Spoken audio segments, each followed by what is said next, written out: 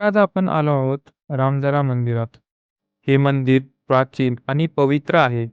असे मानले जाते की रामायण काळात भगवान राम, सीता आणि लक्ष्मण वनवासात असताना या ठिकाणी आले होते. म्हणून या जागेचे नाव रामदरा असे पडले आहे. 1970च्या दशकात या मंदिराचे पुनर्बांधकाम संत धोंडी महाराज यांनी केले. आजही आपल्याला त्यांची समाधी मंदिराच्या आतील बाजूस पाहायला मिळते.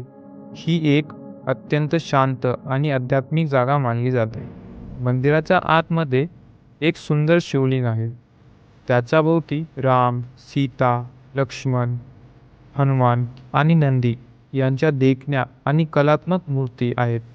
भिंतीवर असलेले पुरातन शिल्पकला आणि देवदेवतांचे छायाचित्र हे या मंदिराचे ऐतिहासिक आणि धार्मिक वारसा सांगतात. मंदिराच्या चारही बाजूस घनदाट हिरवळ, पक्ष्यांचे मधुर आवाज आणि एक लहान सरोवर आहे, जे या ठिकाणी एक शांत, निसर्गमय आणि आध्यात्मिक वातावरण निर्माण करते. विशेषतः पावसाळ्यात हे सौंदर्य अधिकच खुलून येते.